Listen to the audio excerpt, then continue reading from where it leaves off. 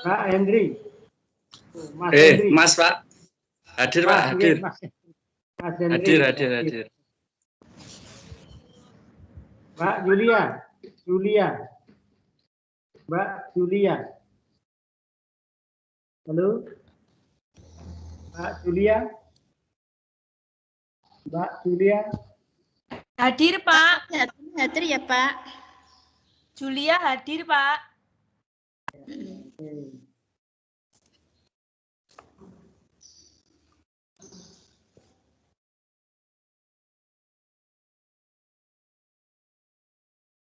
Mbak Lutfi. Halo. Hadir, Pak. Hadir.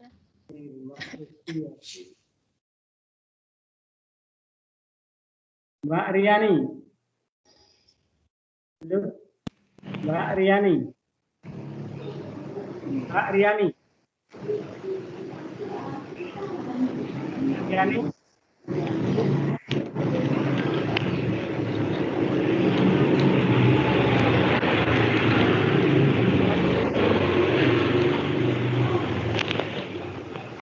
Mbak Safira. Hadir, Pak.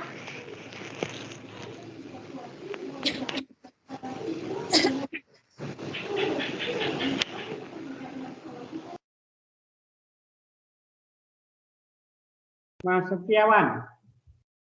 Halo. Setiawan Rista hadir, Pak. Ya, Mas Setiawan.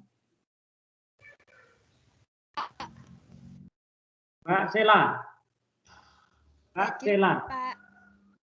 Hadir, Pak. Mbak Siti.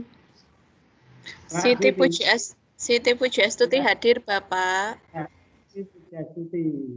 Mbak Juliana Saputri. Juliana hadir, Pak.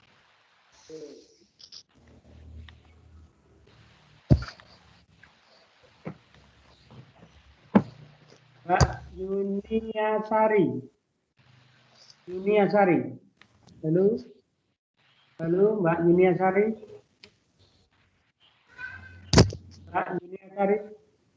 Belum hadir. Mas Zaki Kurniawan. Zaki hadir, Pak. Zaki Kurniawan hadir. Saulang. Mas Aris Setiawan. Halo. Mas Aris Setiawan. Mbak Hartini. Iya, Mbak Pak. Hartini. Hadir, Pak. Ya.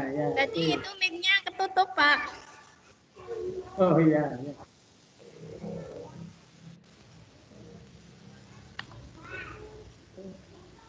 Mbak Riani. Halo. Mbak Riani. Belum. Mbak Riani sudah masuk, Pak. Cuma mic-nya belum. Mbak Riani juga. Sudah masuk. Ya. Mbak Yuniasari tadi sudah. Mbak Yuniasari.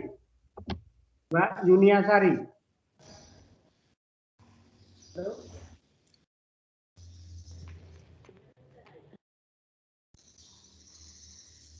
Mbak Yuniasari. Belum. Oke. Absen cukup dulu. Nanti bagi yang terlambat silakan untuk melapor kalau kita datang. Ya, kita lanjut ke materi. Ke materi akan saya tayangkan PowerPoint-nya. Mudah-mudahan bisa. Kalau kemarin terbuka, mudah-mudahan sekarang Kayak ini.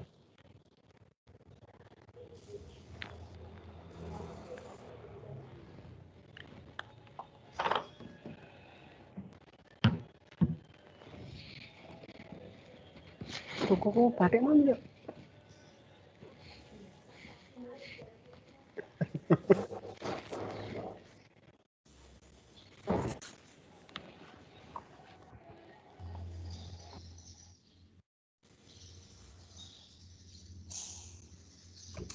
sudah bisa dilihat. Dereng, Pak. Belum, Pak. Belum. Bisa, Pak. Sampun Pak. Nah, Contoh motorik halus niku Pak sampun Ustaz. Sudah.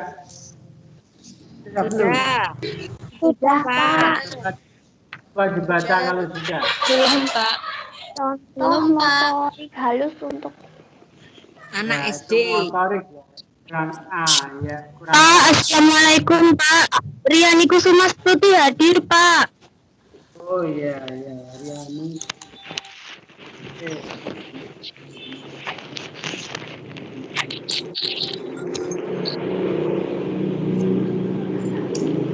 Pak, biasa.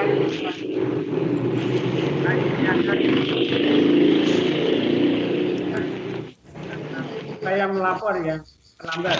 Ya. Terlambat saya melapor. Kita lanjut ke contoh motor anak SD. Kemarin sudah kita sampaikan, kita ulang sejenak. Adalah kemampuan membuka pintu. Itu contohnya.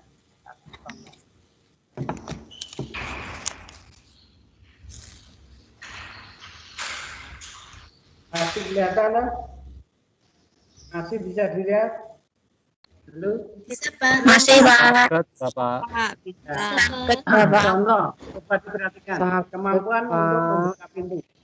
Kemampuan membuka pintu, kemudian menyikat gigi, mencuci tangan, sekarang baru digalakan mencuci tangan karena apa? Baru pandemi. Nah, kemudian melukis, menulis, menggerakkan jari kaki, menutup dan membuka kancing baju. Ini merupakan motorik kasar. Coba diingat yang motorik halus ya itu, yang motorik kasar coba masih ingat enggak? Siapa yang masih ingat? Silakan. Berlari. Motorik kasar. Berlari. Berenang. Menendang bola. Sepeda. Bermain. Meloncat. Melompat. Oke, terima kasih. Masih ingat. Kita lanjut ke faktor yang mempengaruhi dalam perkembangan fisik. Kemarin di diskusi banyak sekali yang benar, ya. Yang berpengaruh pada perkembangan fisik adalah yang pertama faktor bawaan atau genetik, faktor gennya. Nah, biasanya mungkin teman-teman juga sering melihat ketika ada anak itu kecil, nah tentu biasanya orang tuanya, kedua orang tuanya karena faktor gennya.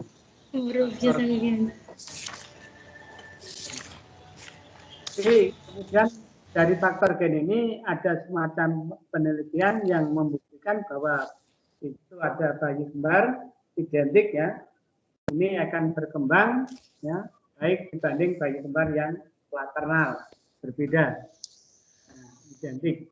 Dulu banyak sekali bayi-bayi kembar ya yang ternyata yang identik itu lebih cepat berkembang daripada yang fraternal. Nah, kemudian gizi atau nutrisi ini yang mempengaruhi juga perkembangan fisik. Gizi dan nutrisi, perkembangan fisik. Nah, itu juga sangat berpengaruh,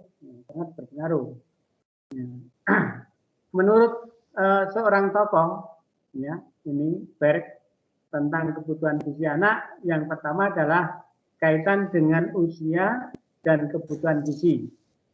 Kaitan usia dan kebutuhan gizi. Nah, untuk gizi masa bayi, Kecilin dong. 2 kali lebih besar daripada masa dewasa. Mengapa 2 kali lebih besar? Karena dipergunakan untuk pertumbuhan fisik, kemudian pertumbuhan otak. Ya. Kedua-duanya membutuhkan gizi atau nutrisi yang banyak. Artinya 2 kali lebih besar daripada orang dewasa. Nah, termasuk ASI, asupan pokoknya adalah ASI. di air itu ibu. Kalau botol itu hanya sebatas untuk tambahan atau alternatif saja.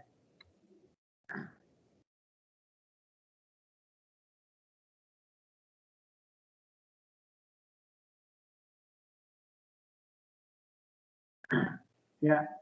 Kemudian gizi pada anak SD dan remaja, kita lihat pembagiannya atau perinciannya, usia 6 bulan makanan lebih padat. Kalau sebelum 6 bulan, ini dilarang untuk memberi makanan yang padat. Bahkan nasi pun belum boleh. Ya, masih harus makanan yang halus. Usia 1 tahun dengan bahan dasar 4 sehat. Masih ingat 4 sehat? Coba silahkan sebutkan 4 sehat itu apa saja. Nasi, Sayur. Nasi, sayur. lauk, Buah-buahan. Satu sebutkan namanya dulu. Siapa? Ayo, siapa dulu? Nanti yang lain. Anggreni, Pak. Saya, Pak. Salah Ini, kere, Pak. Anggreni, Pak. Anggra ini Anggreni bulan. satu. Apa pertanyaannya tadi Pak? Tolong diulang Pak. 4 sehat, 5 sempurna. Mas sempurna. Nasi. Ya. Nasi, buah, sayuran, daging, telur, buah-buahan. Ya. Sudah. Itu, Ya. Pak. Saya, Pak. Ya. Saya, Pak. Daging dan telur itu termasuk apa ya? Termasuk lauk pauk itu, Pak. Lauknya. Lauk pauk. Ya, lauk. Jadi lauk, cukup lauk ya. Kalau disebutkan lauk itu banyak sekali. Ya. Tahu, Tempe. ya. Tahu, tempe, susu. Susu Nasi, penyempurna. sayur, lauk dan buah. Buah. Sebenarnya dan itu untuk anak-anak perlu memang 4 sehat 5 sempurna. Kemudian untuk usia 2 tahun, ini makanan sudah bervariasi. Artinya apa bervariasi? Coba. Bermacam-macam. Macam-macam, Pak. Seperti nasi Macam-macam. tim itu. Ya, ganti-ganti ya, tidak monoton saja. Nah, jadi bervariasi itu harus ganti, tidak hanya 1 hari kan 2 hari itu saja. Jadi harus ganti. Ya, ini kemudian malnutrisi, mal itu kesalahan atau kekurangan gizi, malnutrisi. Kekurangan gizi. Menurut penelitian, ya, untuk tingkat dunia itu 40 sampai 60% anak gizi atau mengalami malnutrisi. Nah, karena malnutrisi ini juga akan mempengaruhi pada perkembangan, ya, perkembangan fisik maupun mental. Karena apa? Itu sangat dibutuhkan untuk perkembangan 2 hal tersebut, baik fisik maupun mental akan terpengaruh dengan malnutrisi. Kemudian obesitas. Nah, obesitas, kegemukan. Ada teman-teman yang kegemukan? Halo? Alhamdulillah. Tidak, Pak. Alhamdulillah, wonten Bapak. Secara Enggak nyampe obesitas. itu kalau banyak yang obesitas mungkin wajar karena sekarang ini sangat makmur ya, sangat makmur. Kita mau makan apa saja ada dan kapanpun bisa. Tapi kalau teman-teman dulu ya, hidup di tahun 60-an itu sangat sulit makanan, sangat sulit. Kalau sekarang itu banyak yang obesitas wajar karena memang mau makan apa saja dan kapan saja ada. Artinya makanan itu mudah dicari. Kalau dulu itu jarang ya, jarang karena memang sangat langka makanan itu. Bahkan orang dulu makan sangat sederhana, hanya mungkin dari gaplek, atau mungkin dari bulgur, atau mungkin dari makanan-makanan sederhana. Jadi kalau obesitas itu secara sederhana mudah dilihat, ya. Kalau mau lihat diri sendiri itu biasanya mengukur lingkar perut, ya, mengukur lingkar perut. Nah, kalau lingkar perut orang wanita itu biasanya tidak melebihi 80 kalau wanita. Tapi kalau pria biasanya 90. Kalau lebih itu sudah dikatakan obesitas. Nah, kemudian penyakit. Nah, penyakit infeksi dan malnutrisi. Ini sangat berpengaruh pada pertumbuhan fisik. Infeksi dan nutrisi. Malnutrisi tadi adalah kekurangan gizi. Nah, kalau obesitas itu biasanya salah pola makan. Atau mungkin makannya melebihi dari takaran. Ada tuh anak.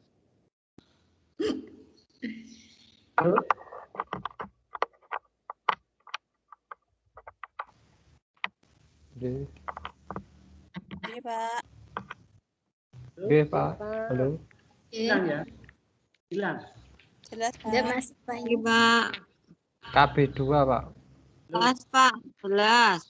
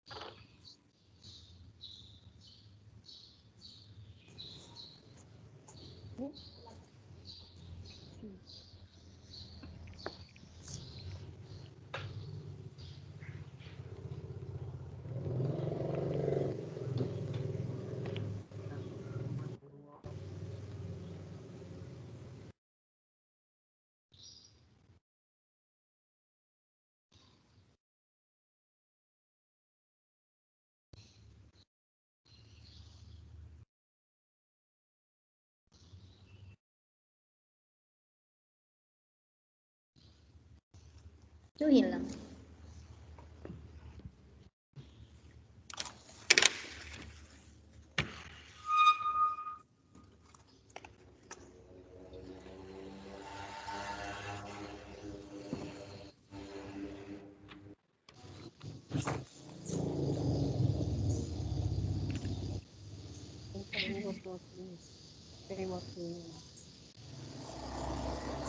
Kok nggak kedengeran ya?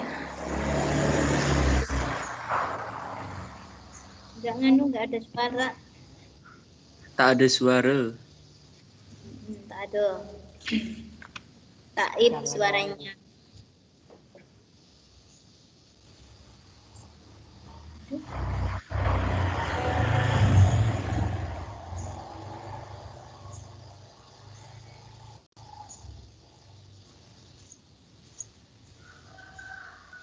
Wah, ada ini gantos nih kalau Mbak Kolita.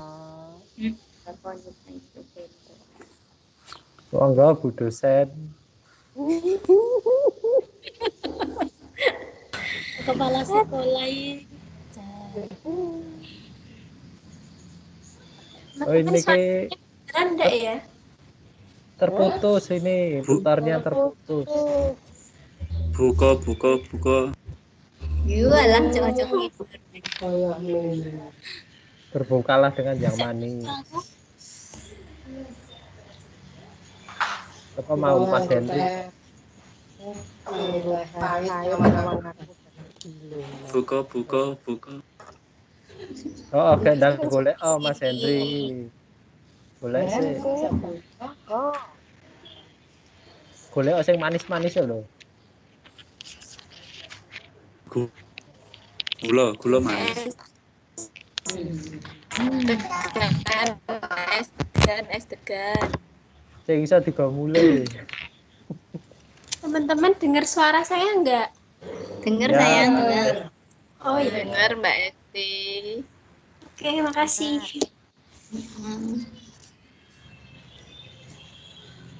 Jadi Pak dosennya lagi Sinyalnya Raib. terputus nih. Raib jadinya. Wah, ngantuk. Itu Mas tugasnya Zaki udah di teman-teman tugasnya Ya sudah Allah, dicek belum ya? Yang itu yang belum. Sampun tersambung Bapak. apa lanjut Pun Pak? masuk niki. Ya, PowerPoint masih kelihatan. PowerPoint-nya terputus, Pak. PowerPoint-nya terputus. Ya, tinggal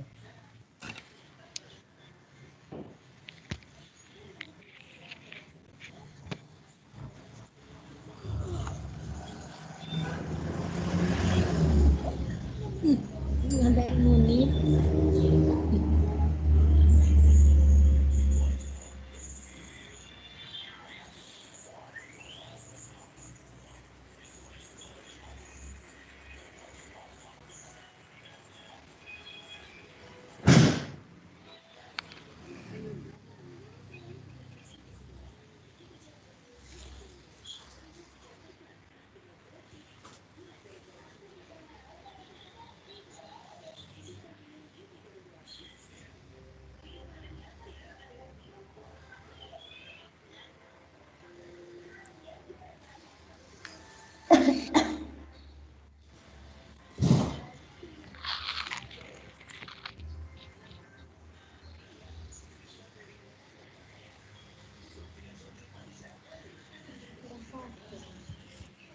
Ambil.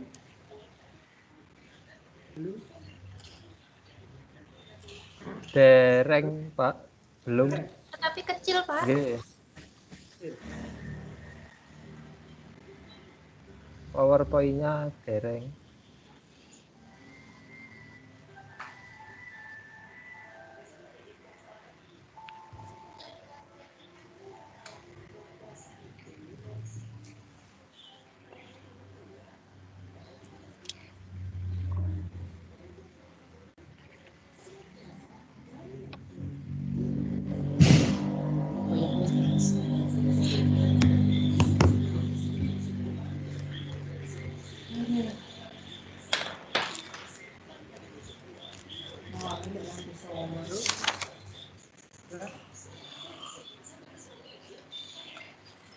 Suara masuk, Pak, tapi PowerPoint-nya belum. Belum.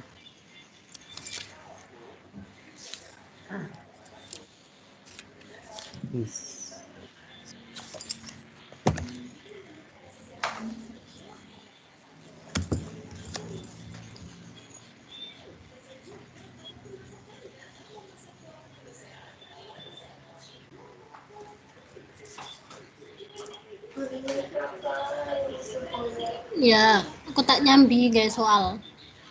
Sampun terlihat, Pak. Kesehatan dan prestasi belajar. Hah? Kesehatan dan Kesehatan, prestasi Oke, belajar. ya. Oke, kita masih di katanya penyakit ya, penyakit. Kesehatan.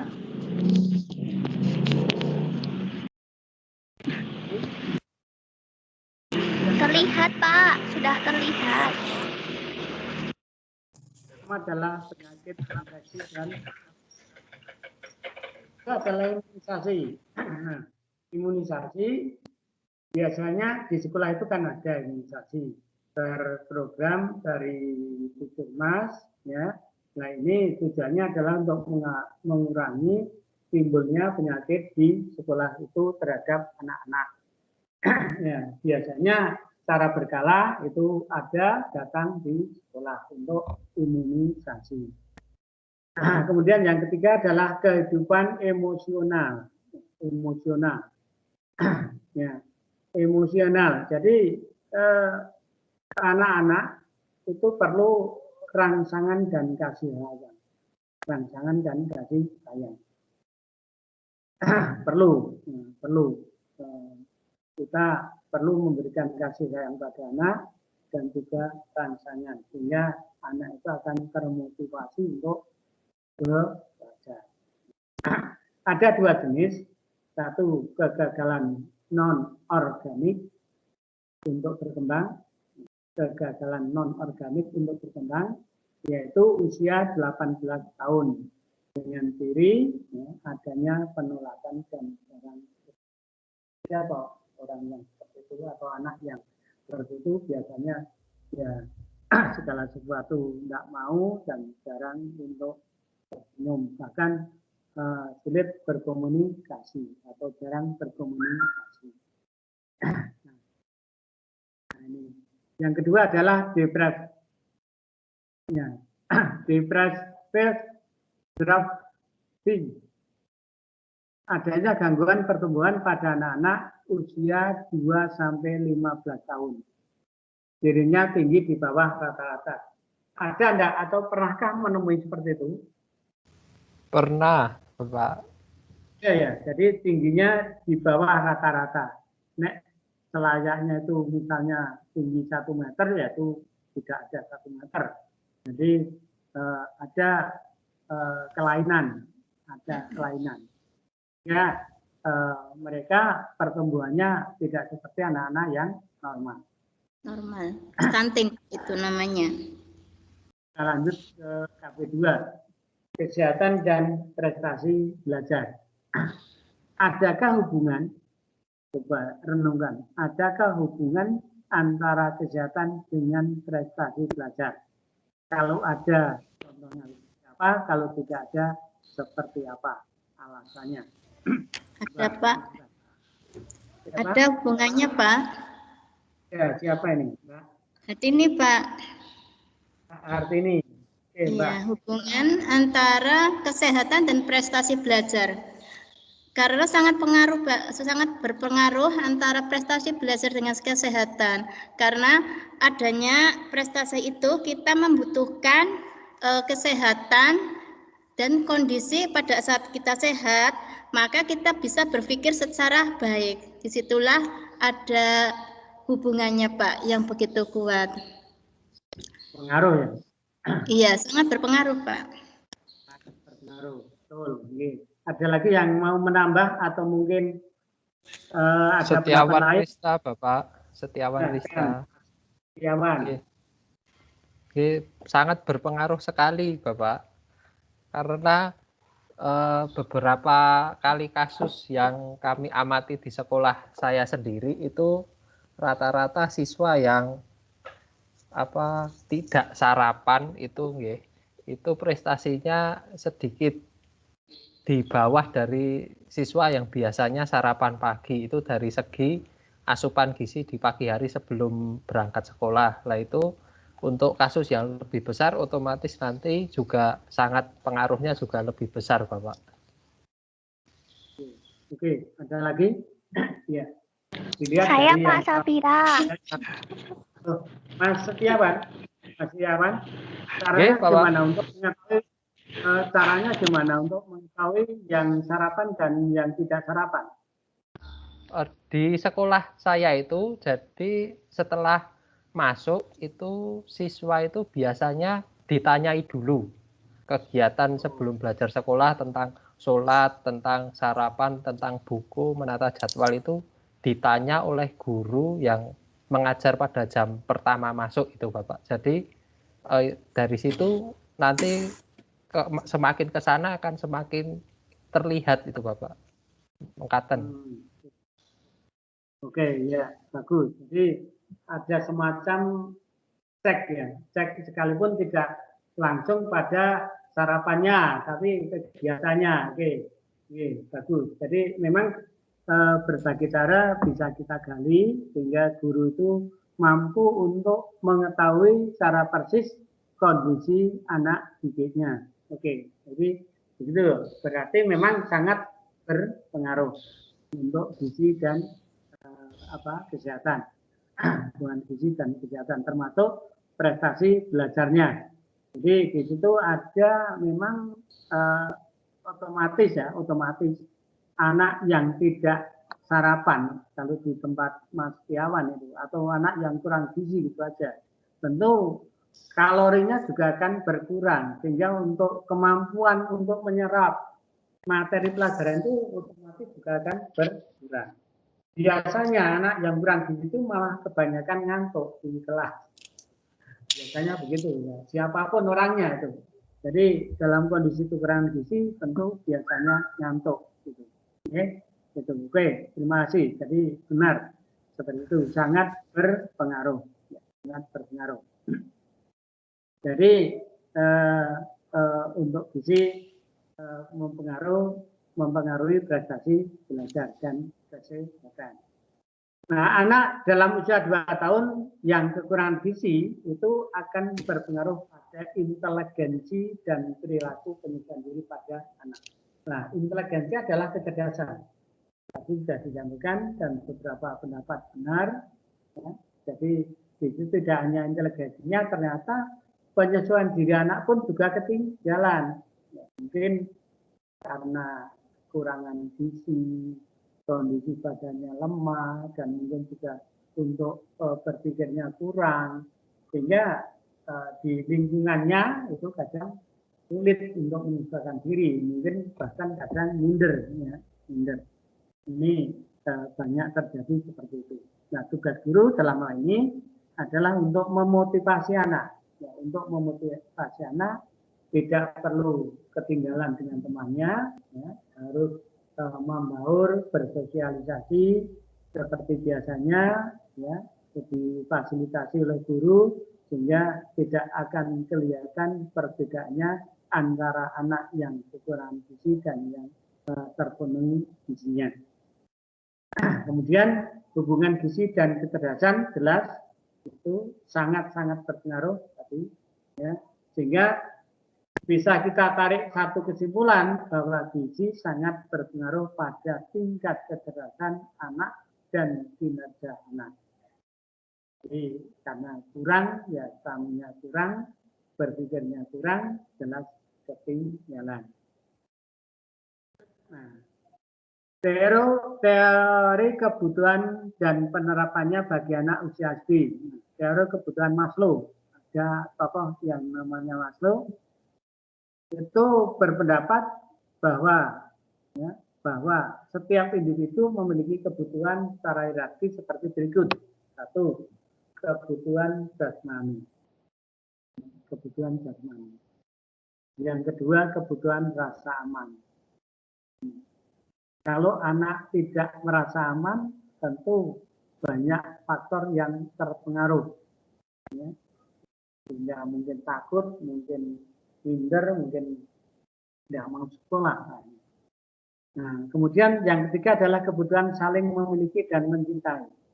Silakan ini dikondisikan anak-anak bahwa kita itu semuanya sama, harus saling memiliki dan saling mencintai. Sehingga terjadi satu bentuk kasih sayang yang antara teman itu yang bisa diberdayakan ke arah yang lebih luas, mungkin kerjasamanya, mungkin potensinya, ya, mungkin prestasinya dan sebagainya. Kemudian yang keempat, kebutuhan untuk dihargai. Jangan lupa bahwa anak-anak ini adalah insan yang berkembang, insan yang perlu dorongan, insan yang perlu motivasi, sehingga perlu ada harga diri pada anak itu. Ya. Sekali-sekali jangan terjadi seorang guru mematahkan semangat anak.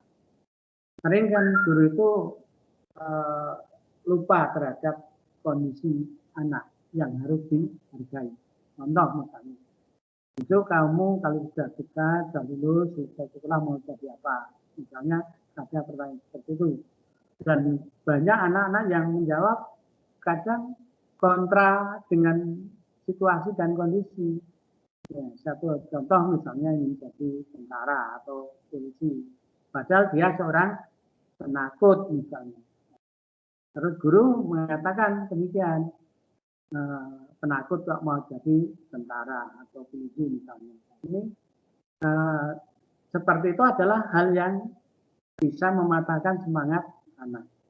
Ingin jadi dokter misalnya, ora tahu tuh jadi dokter misalnya.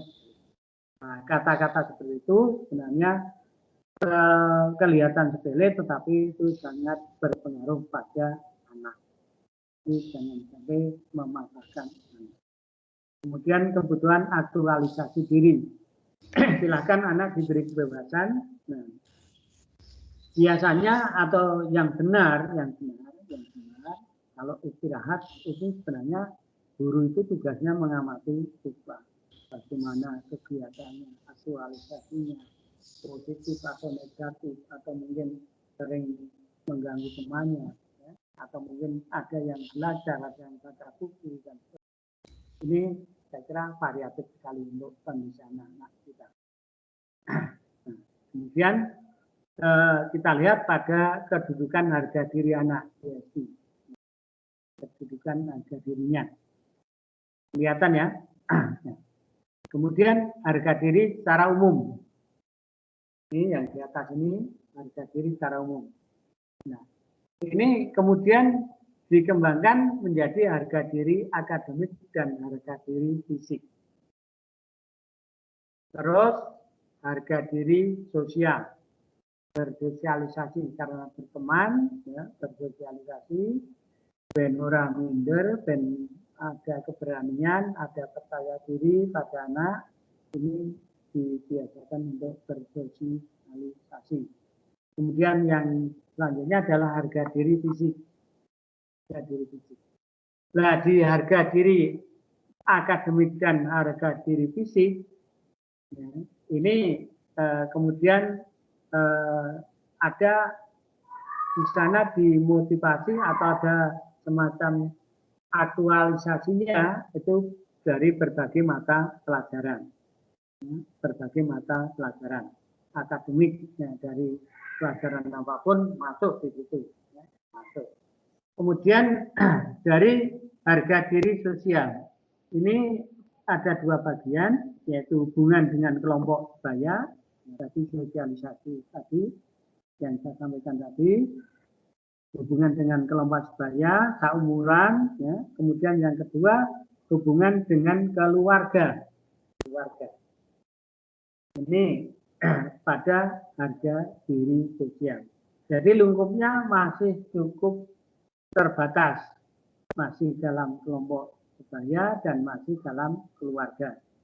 Mungkin kalau di keluarga tidak asing, tapi di kelompok sebaya bisa jadi kadang-kala kalau disuruh kerja kelompok dengan ABD mungkin tidak mau, maunya dengan D, E, dan F misalnya, itu ada saja. Sikap seperti itu pada anak sering terjadi. Kemudian yang harga diri fisik adalah kemampuan fisik dan penampilan fisik. Penampilan. Kita tahu bahwa masing-masing anak ini banyak sekali perbedaan antara penampilan dan kemampuan fisiknya. Nah, tadi kalau kita lihat dari aspek gizi, tentu yang terpenuhi gizinya, ya kemampuan fisiknya bagus. Tapi kalau yang malnutrisi, kekurangan gizi, tentu akan punya penampilan di bawah yang terpenuhi gizinya. Jadi ada kemampuan fisik dan penampilan fisik. Lanjut ke sikap orang tua. Sikap orang tua terhadap harga diri anak. Bagaimana sikap orang tua yang baik? Yang pertama adalah menunjukkan ekspresi dan perhatian. Jadi sudah saya sampaikan di atas bahwa anak ini perlu perhatian.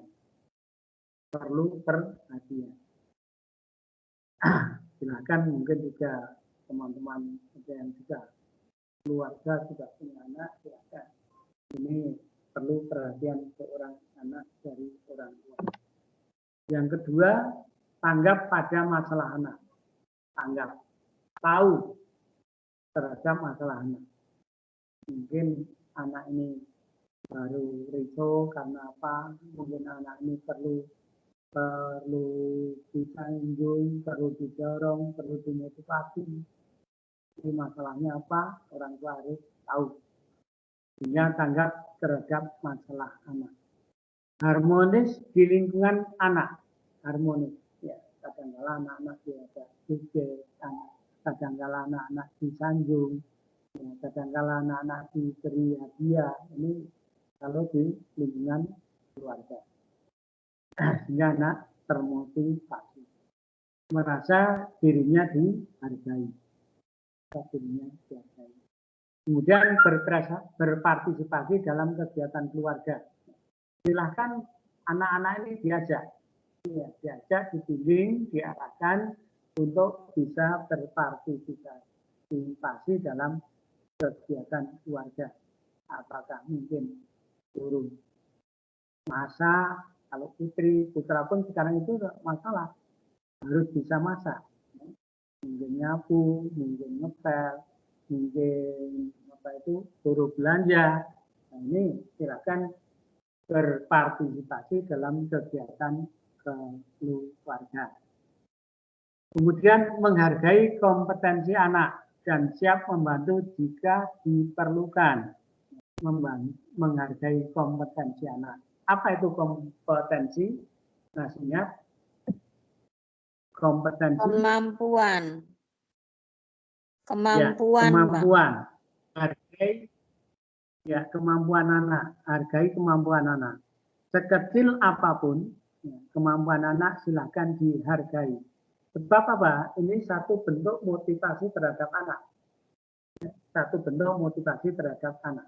Kalau anak dihargai kompetensinya, kemampuannya, anak akan termotivasi nanti. Semangat. Ya, semangat.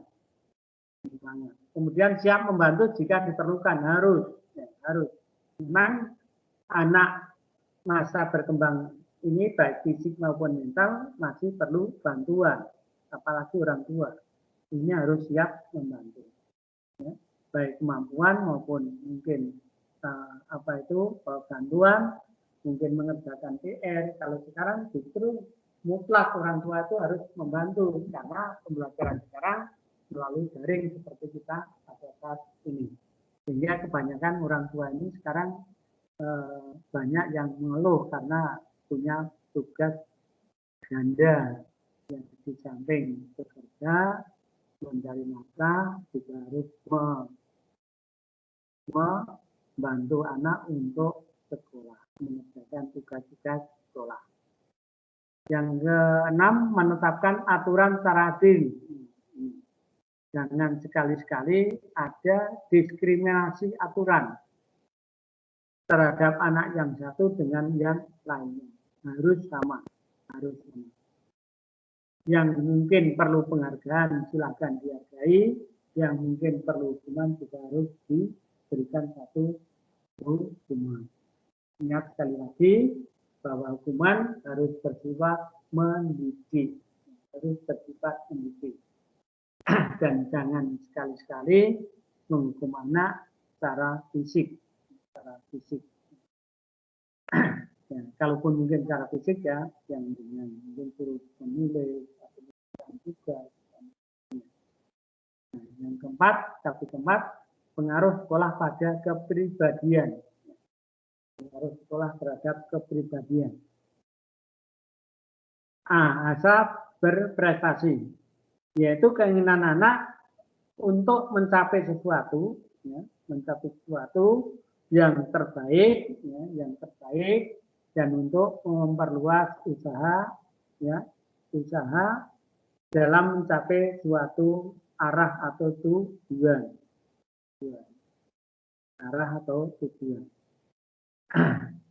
Kemudian ada motivasi intrinsik dan ekstrinsik.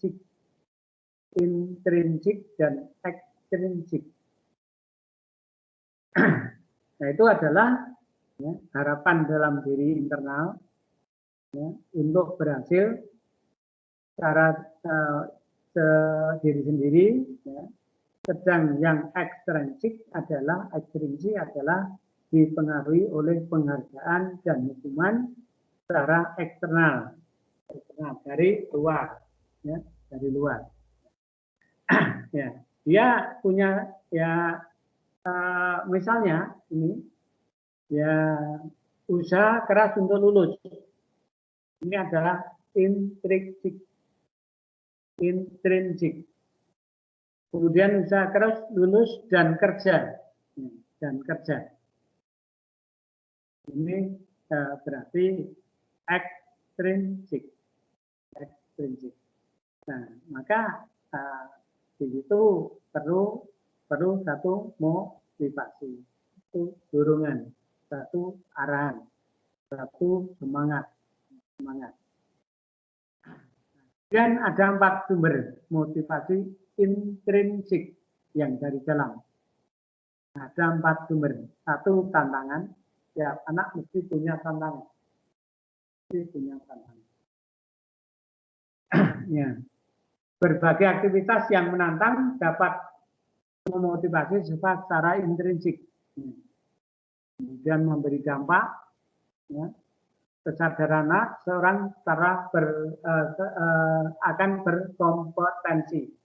Jadi memacu kemampuan. Ini. Jadi syukur teman-teman bisa membuat satu tantangan terhadap anak. Sehingga anak akan termotivasi, berupaya untuk melayani tantangan tersebut. Di dalam pembuatan soal pun kita itu dituntut agar soal itu soal yang menantang, membuat soal yang menantang. Artinya apa? Anak ini terancam untuk berpikir secara luas, tidak hanya pertanyaan yang statis, yang jawabannya hanya ya atau tidak, atau mungkin betul atau sama.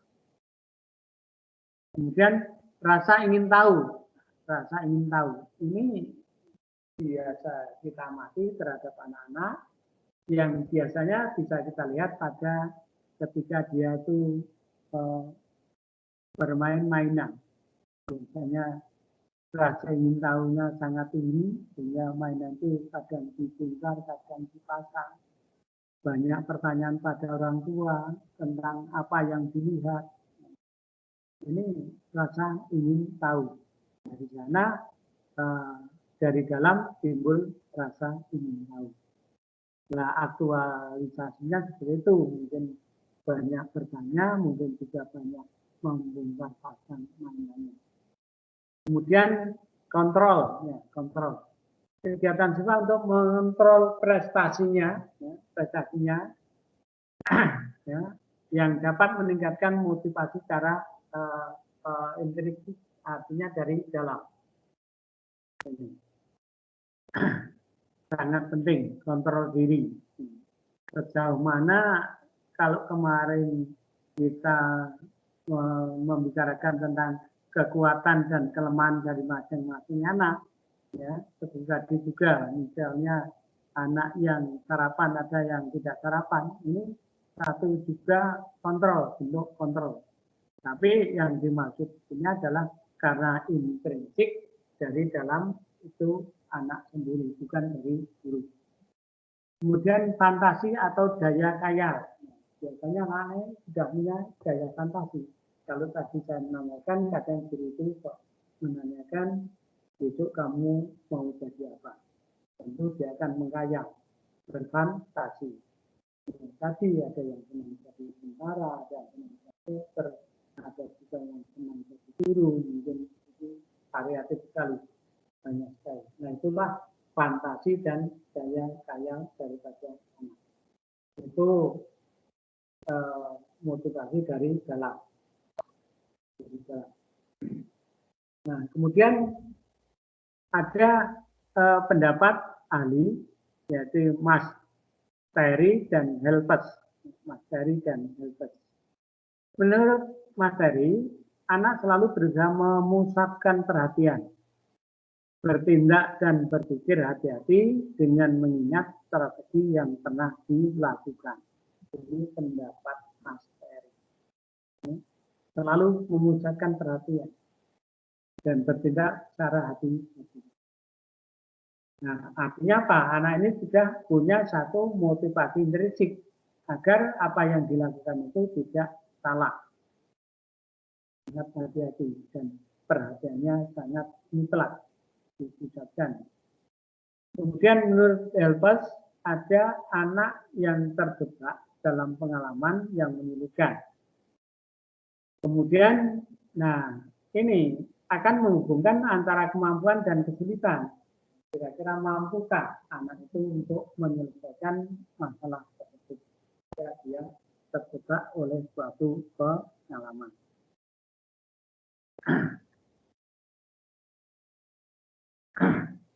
Interaksi guru dan siswa paling berpengaruh dalam motivasi. Biasanya anak itu kalau diperhatikan gurunya, diterai gurunya itu kan pengaruhnya besar sekali. Dia akan tambah semangat, tambah bangga, tambah ya senang, ya, sehingga termotivasi. Itu, maka silakan teman-teman ketika di sekolah dekatlah dengan anak. Kenapa? Karena fungsi guru di sekolah adalah sebagai orang tua yang kedua. Orang tua yang kedua. Oleh karena itu perlu ada interaksi, ya, perlu ada interaksi yang harmonis, yang bisa memotivasi anak, bisa menyemangati anak, sehingga anak itu bisa berkembang dengan maksimal. Tahu interaksi? Apa itu interaksi? Halo? Hubungan timbal balik. Iya, hubungan timbal balik. Kelihatannya Mbak Artini ini. Iya. Hubungan timbal balik, interaksi. Kalau itu interaksi guru dan siswa, ya hubungan timbal balik antara guru dan murid. Jika guru bersikap otoriter, akan menghilangkan karya siswa yang baik. Namun di lain akan muncul sikap frustasi, agresif, dan reaksi-reaksi negatif lainnya. Ini, sekali lagi jangan sampai teman-teman bersikap otoriter. Ini di atas kan bahkan ada interaksi guru dan siswa yang harmonis. Jangan sampai ada otoriter. Kalau otoriter akan berefek pada itu tadi, ada yang motivasi, ada yang dia kemudian agresi, kemudian reaksi ada yang siswa. Jadi jangan sampai kemudian ada atau muncul reaksi negatif dari siswa yang karena guru bersikap. Lanjut ke modul 5. Proses belajar anak PSD. Bagaimana proses belajar anak? Untuk kegiatan belajar satu, beberapa pengertian dan karakteristik belajar. Belajar artinya adalah satu perubahan. Kira-kira perubahan apa? Perubahan apa? Arti belajar kok perubahan itu perubahan apa? Yang kita mau. Setiawan Bapak Ya, coba menjawab. Ya. Itu perubahan dari belum tahu menjadi tahu Bapak. Ya. Lagi. Perubahan pengetahuan Bapak. Pengetahuan, silakan yang lain muncul lagi. Tahu dan pengetahuan. Perubahan tingkah laku. Tingkah laku, silakan. Potensi dalam perubahan tingkah laku, Pak. Ya, tingkah laku. Oke, yang lain ada lagi. Kemampuan, Pak. Kepribadian, Pak. Ya, perubahan kemampuan. Jadi perubahan di situ bersifat luas ya, baik itu akademik maupun non akademik.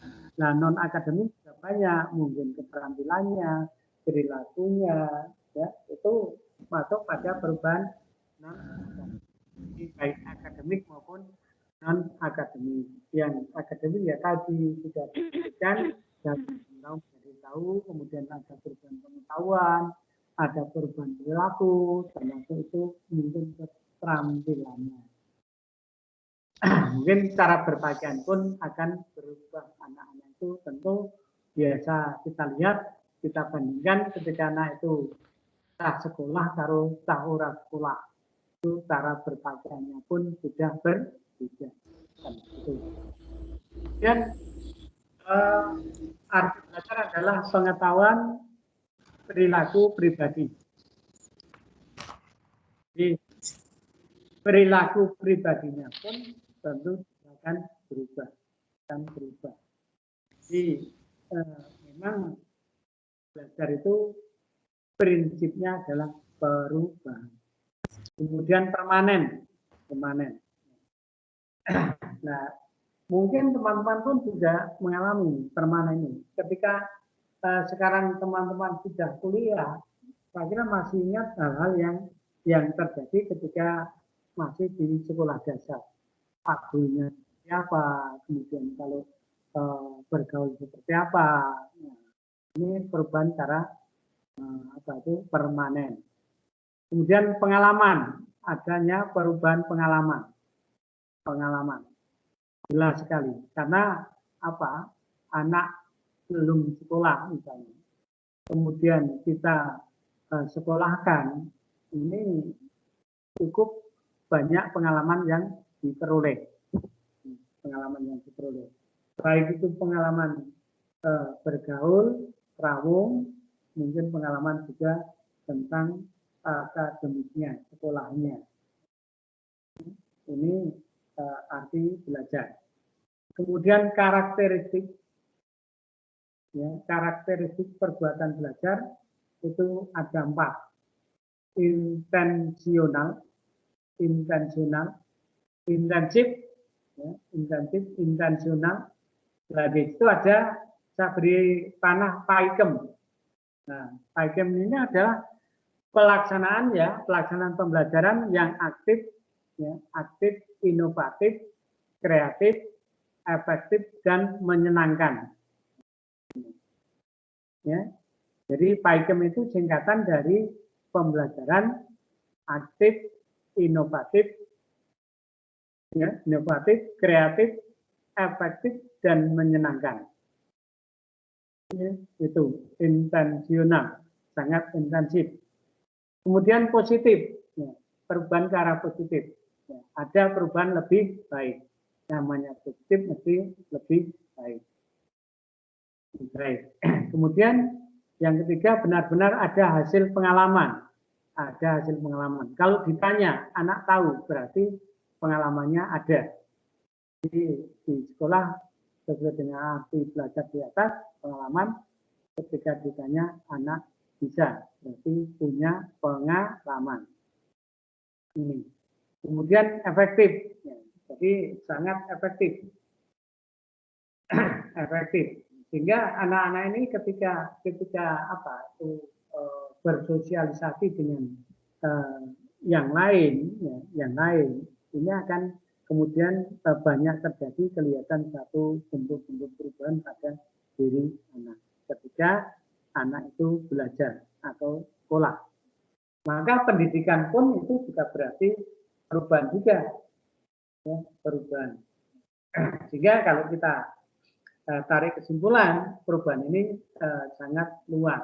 Tadi saya sampaikan, baik akademik maupun non-akademik. Yang di KP2 untuk modul 5, prinsip belajar. Ada beberapa prinsip belajar. Itu ada 9 prinsip belajar. Yang pertama, membantu perkembangan anak yang optimal secara utuh. Optimal. Kira-kira ada bedanya enggak ya? Optimal dengan maksimal. Lebih luas mana kira-kira? Membantu perkembangan anak yang optimal secara utuh.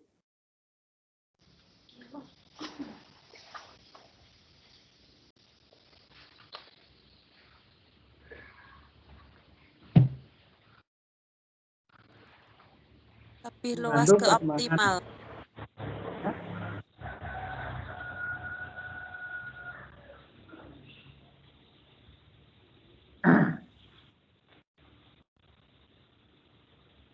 Samakah optimal dengan marginal?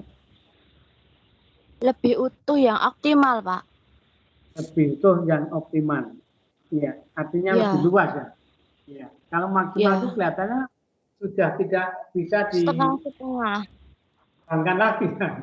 Tapi kalau optimal ini kan sangat luas, ya, sangat luas. Jadi nah, di situ secara utuh artinya ya perkembangan kognitifnya, afektifnya dan fisikomotornya itu maksudnya utuh itu seperti itu. Jadi membantu perkembangan anak yang optimal seluas-luasnya artinya ya secara utuh baik itu afektif, kognitif, afektif maupun motor.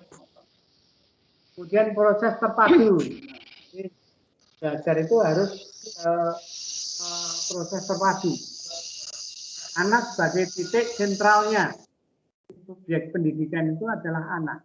Sekali lagi ya kami ingatkan bahwa subjek pendidikan itu anak, bukan guru. Guru adalah fasilitator saja. Guru adalah fasilitator saja. Jadi yang paling pokok dalam pendidikan itu adalah anak. Subjeknya adalah anak. Kemudian kegiatan belajar melibatkan siswa secara mutlak. Harus. Karena apa? Karena subjek pendidikannya adalah anak. Karena yang belajar itu adalah anak. Maka di situ harus terlibat secara mutlak. Ya, jadi ketika kemudian anak mutlak belajar, guru memfasilitasi, mengarahkan, membina, membimbing. Ini tugas guru. Kemudian dilakukan secara kooperatif dan kompetitif. Kooperatif bersama-sama. Kompetitif bersaing. Bersaing. Jadi anak harus dibawa secara bersama-sama yang kemudian juga harus mampu berkompetisi, bersaing. Maksudnya bersaing secara positif tentang prestasi. Tentang prestasi. Kemudian mendorong anak untuk belajar secara terus-menerus. Terus-menerus. Kita tahu bahwa untuk pendidikan dasar di Indonesia ini jenjangnya SD dan halo. TK, Pak. Pak. Pendidikan dasar. Ya, Pendidikan Pak. dasar. Anak bisa dikatakan sudah untuk pendidikan dasar ketika sudah lulus. Ketika sudah lulus. SMP, Pak. SMP, Pak. SD dan SMP. Ya, kita sudah. Nah, kalau SMP. SD, Bapak. Ya, sudah selesai kan. SD dan SMP. Ya, SD dan SMP. Memang anak-anak Indonesia itu pendidikan dasar yang ditandai dengan punya ijazah SMP. Nah, kalau punya ijazah SMP otomatis punya ijazah SD. Nah, kalau dulu ada program, ya sekarang kelihatannya juga masih, itu anak-anak yang tidak punya ijazah SD atau SMP, bahkan sampai SMA, ini ada istilahnya paket B, paket C.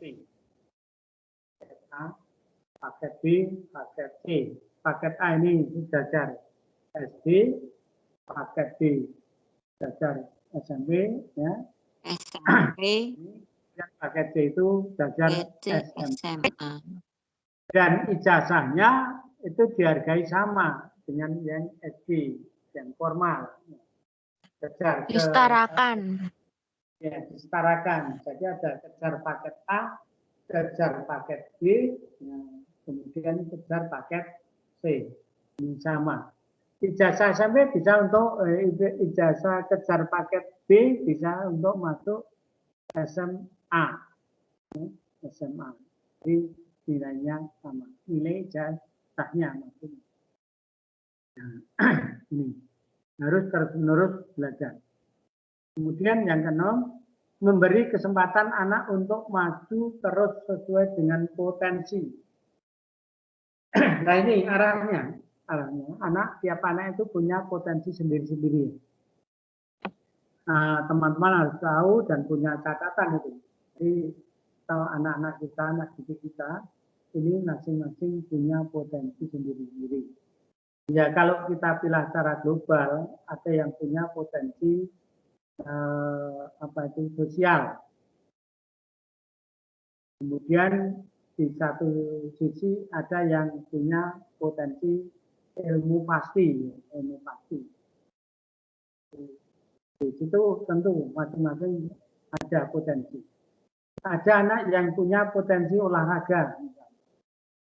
Ada anak yang punya potensi permainan, misalnya bulu tangkis, voli. Ada anak yang mungkin punya potensi seni musik, seni tari, seni suara, dan sebagainya. Ini artinya kita harus memberi kesempatan pada anak untuk mengembangkan potensinya. Sehingga anak akan menjadi dirinya sendiri. Dirinya sendiri itu maksudnya apa? Maksudnya potensi yang ada pada anak itu bisa berkembang dengan baik. Sehingga bahkan nyanyi, ya bisa nyanyi beneran, sehingga bisa menjadi penyanyi profesi. Ini namanya anak menjadi dirinya sendiri. Kemudian yang ketujuh, belajar perlu dukungan dan fasilitas serta kebijakan yang kondusif. Nah, fasilitas sangat penting. Dengan kegiatan ora ono alate, ora ono fasilitasnya, ya tidak akan berhasil. Gitu. Nah sekarang untuk sekolah, saya pikir fasilitas ini justru malah sangat komplit, sangat lengkap. Mulai dari gedungnya yang bagus, mebelnya yang baik, alat peraganya yang komplit, ya. Yang mungkin sekarang menjadi satu kendala adalah tentang guru. Guru mungkin di satu sekolah hanya ada 4 atau 5 guru, bahkan 3 guru saja. Ini yang menjadi satu kendala. Ini untuk fasilitas saya kira justru komplit dan bagus.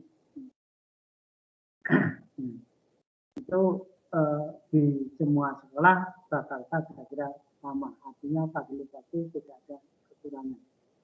Kemudian belajar dilakukan secara terpadu. Jadi tidak hanya sendiri, mandiri, tidak hanya terpisah-pisah, harus terpadu.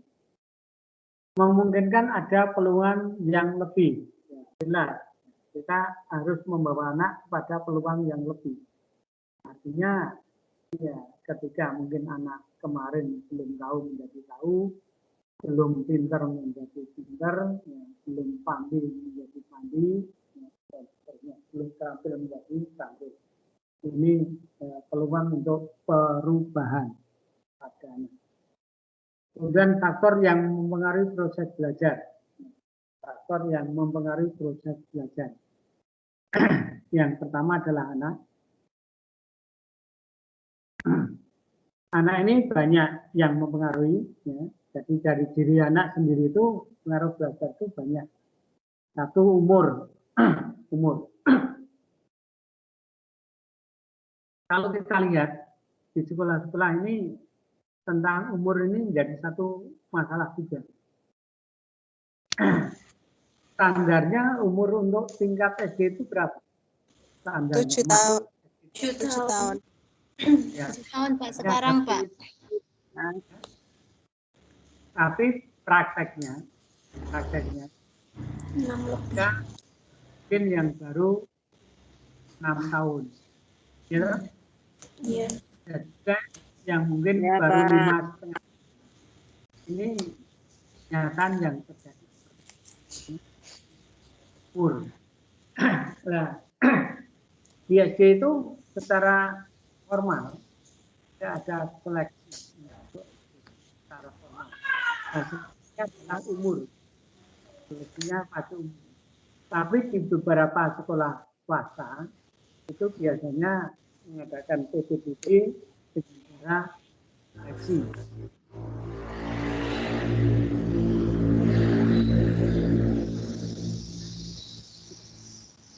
Dan kewenangan untuk mengatur sendiri sekolahnya. Kalau memang demikian pun juga tidak salah, karena dia punya otoritas, punya kewenangan atau diberi kebebasan untuk melangkah terkait dengan kebijakan-kebijakan yang dilakukan di sekolah. Kemudian kondisi kesehatan fisik. Tadi juga diceritakan di depan, termasuk teman-teman juga sudah berpendapat tentang kesehatan fisik yang didukung oleh pemenuhan gizi atau nutrisi. Kemudian bakat juga berpengaruh pada proses belajar. Anak yang berbakat dengan anak yang tidak berbakat akan berbeda. Kira-kira lebih cepat berkembang yang mana? Yang berbakat. Karena yang berbakat ini sudah punya kemampuan sejak awal, sudah melekat pada dirinya. Kemudian minat dan motivasi ini perlu. Punya bakat, kalau tidak punya minat dan tidak dimotivasi, mungkin juga akan berbeda. Itu dari faktor anak sendiri yang mempengaruhi tentang proses belajar. Kemudian dari faktor guru. Kompetensi guru ini sangat berpengaruh. Tapi apa kompetensi? Kemampuan, Bapak. Sangat berpengaruh pada anak didik kita. Maka pemerintah kemudian menstandarkan bahwa guru harus punya standar minimal berlatar belakang pendidikan S1. Itu untuk tingkat SD dan SMP mungkin. SMP pun sekarang sudah banyak yang S2 dan seterusnya. Jadi kemampuan guru ini dituntut sehingga proses belajar anak ini akan berpengaruh pada hal yang lebih pasti, lebih tinggi. Dengan kemampuan guru yang tinggi, tentu prestasi belajar anak pun juga akan tinggi. Nah, kemudian dari guru sendiri harus punya kemampuan pedagogik, punya kemampuan untuk mendidik dan mengajar pada anak. Pedagogik. Orang pintar belum tentu punya kemampuan bisa mengajar. Maka guru punya kemampuan pedagogik. Kemampuan dan profesional. Ya. Guru adalah jabatan profesional. Orang guru harus profesional. Apa arti profesional? Kemarin kita bahas atau mungkin di kelas 1, kelas 1-nya ya. Beliau sudah membahas profesional. Silakan berpendapat. Profesional itu apa? Bertanggung jawab, Bapak. Bertanggung jawab. Yang lain? Jawab atas pekerjaannya. Jawab atas pekerjaan. Yang lain? Guru adalah jabatan profesional. Maka harus punya kemampuan profesionalisme. Guru harus profesional. Apa arti profesional?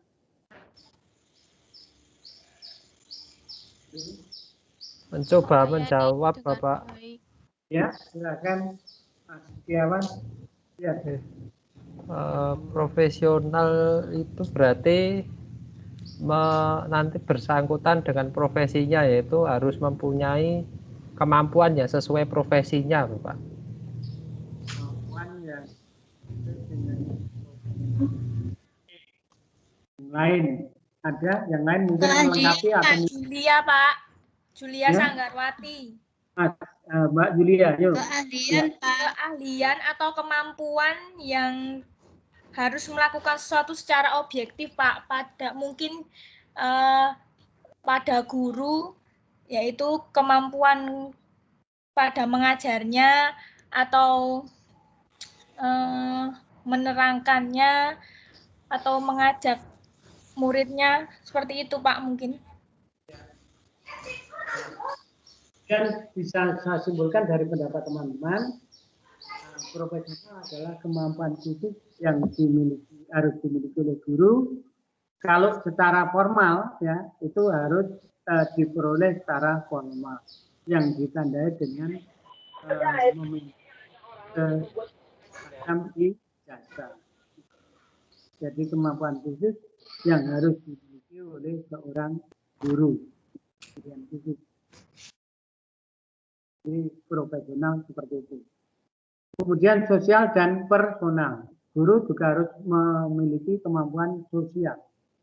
Bagaimana paham terhadap anak, terhadap masyarakat, terhadap teman, dan lain sebagainya. Ini kemampuan sosialnya.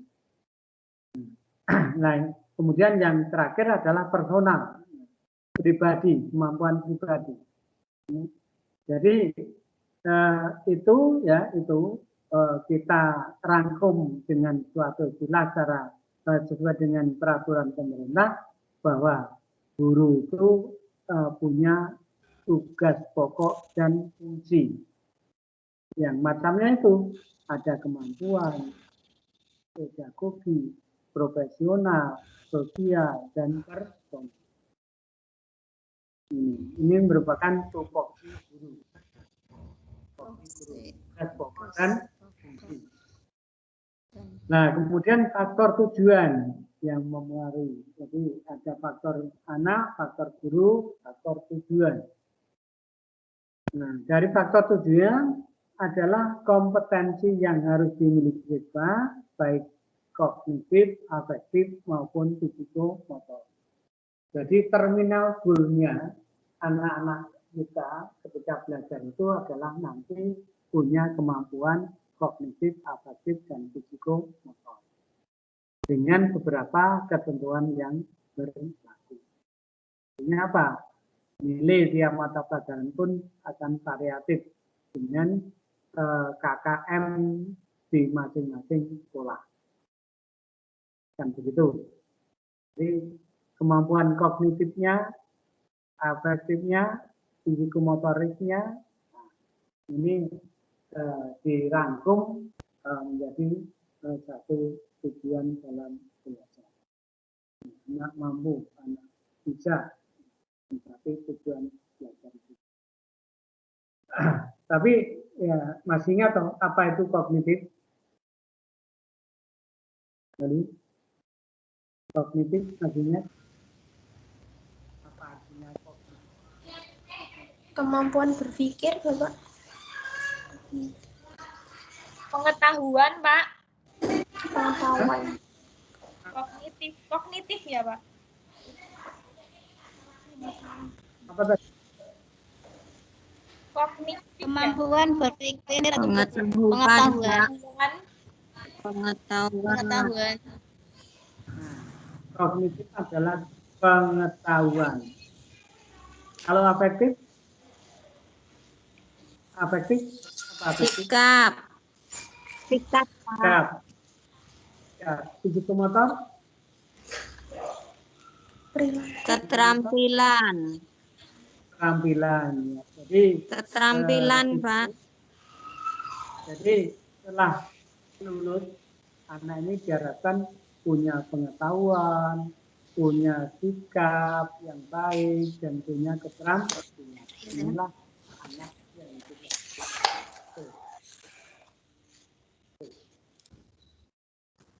Nah, faktor bahan pelajaran ini yang keempat berpengaruh. Ini materi dan kurikulum serta silabus ini mengarah kepada pembelajaran Python tadi.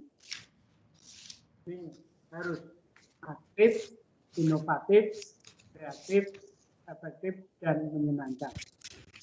Kalau di situ ada inovatif, tentu akan kreatif. Ini inovatif itu apa? Inovatif. Ada yang tahu? Apa itu arti inovatif?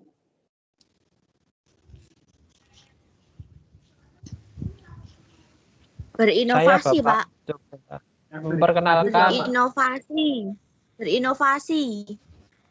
Anggrek ini, Pak. Silakan. Ayo. Berinovasi, Pak.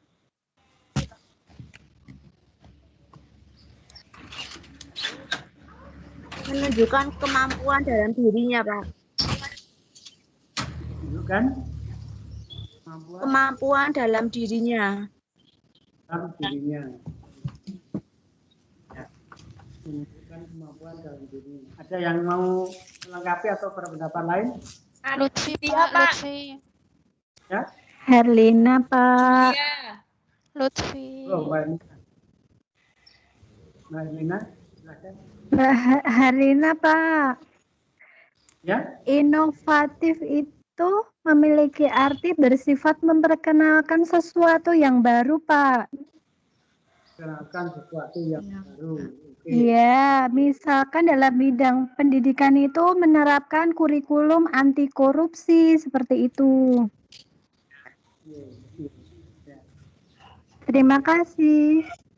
Nah, oke, ya. Jadi begitu nggih, benar. Jadi inovatif itu ada semacam pengembangan. Jadi tidak hanya itu. Cara saja, berpikir, Pak. Ya, berpikir Cara cara inovatif berpikir. adalah berkembang, tidak hanya statis, tapi harus apa? dinamis, Pak. Dinamis, ya. Tidak statis. Kalau statis itu tetap, tapi kalau dinamis itu selalu berkembang. Nah, inovatif itu lebih mengembangkan ke arah yang lebih dari yang ada. Ya, berinovasi. Nah, kemudian kurikulum di Indonesia. Seperti apa kurikulum di Indonesia itu? Ada kurikulum sebelum merdeka.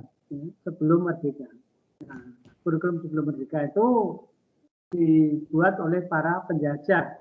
Maka otomatis kurikulum itu diarahkan untuk kepentingan penjajah. Sekalipun dipakai untuk mendidik dan mengajar bangsa Indonesia. Tapi arahnya adalah untuk kepentingan penjajah. Kemudian setelah merdeka, ya, kurikulum itu dibalik karena kita sudah merdeka, kurikulum itu diarahkan untuk kepentingan nasional sesuai dengan tujuan pendidikan nasional. Ya, gitu. Jadi ya akan menjadi anak ya tujuan kita akan menjadi anak yang iman dan takwa, berbudi pekerti, bertanggung jawab, cinta tanah air, bangsa dan negara dan sebagainya. Itu sesuai dengan tujuan pendidikan nasional. Jadi setelah merdeka, kurikulum itu diarahkan untuk kepentingan nasional. Kemudian kurikulum 1952 1952.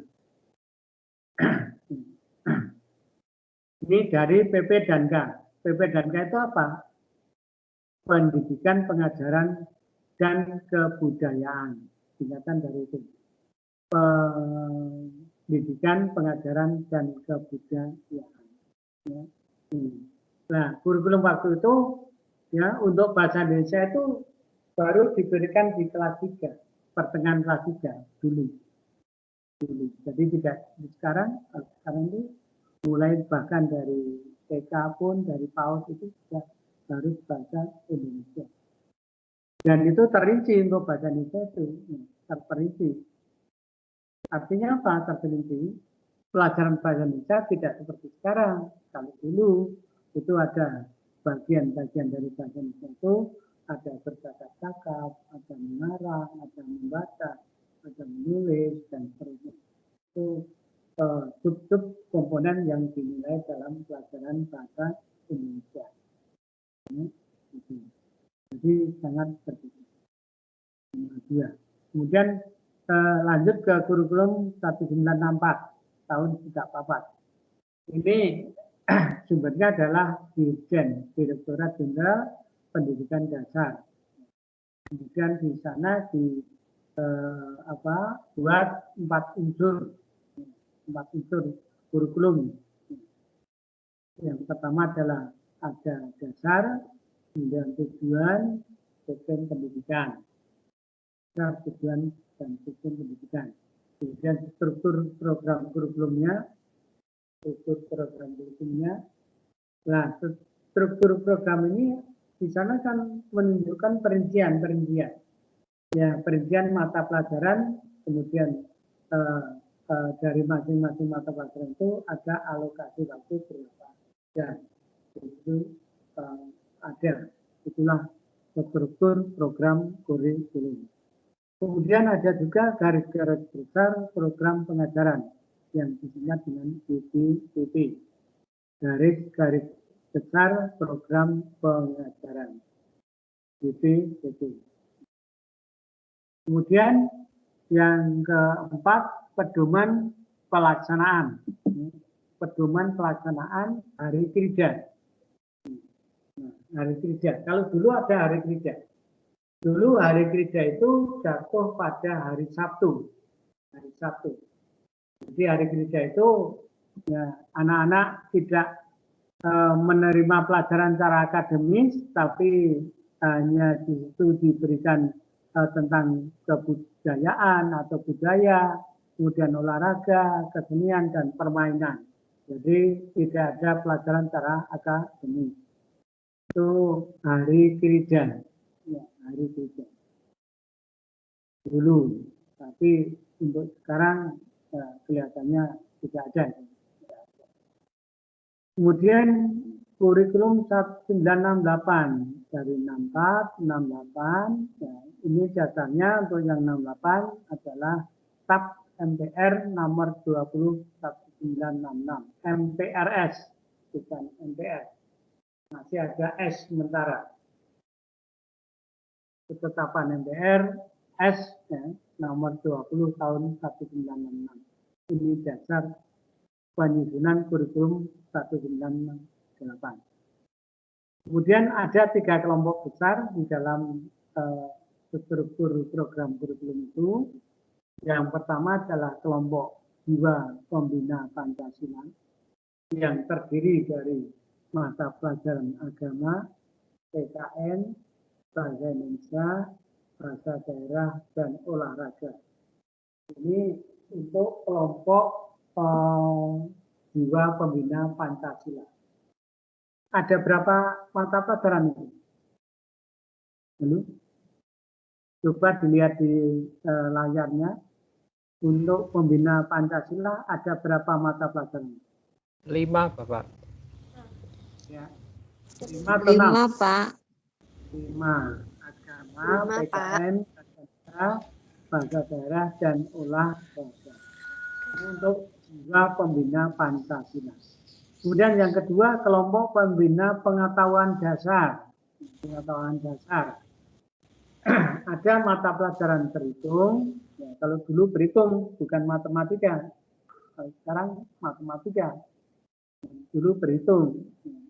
Kemudian IPA, kemudian berhitung.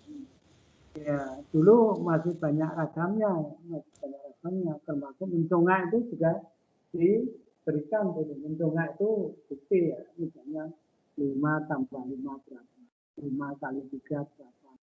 Ini kalau dulu masuk kelas sebelum pelajaran dimulai sudah ada mencongak untuk berhitung. Kalau sekarang dilaksanakan baik sekali itu. Metode itu sangat baik sekali. Karena apa? Memancing anak untuk berpikir ya dan memberikan tantangan pada anak. Kemudian IPA itu kalau dulu ada ilmu bumi ya, di PS ini sosial itu masuk pada itu. IPA itu bukan IPS. Nah, artinya ini ada ilmu bumi, ada ilmu hewan, ilmu tumbuh-tumbuhan, dan seterusnya. Kemudian kesenian, physical, kesejahteraan keluarga, ini juga diberikan dulu pelajaran itu. Kemudian kesehatan.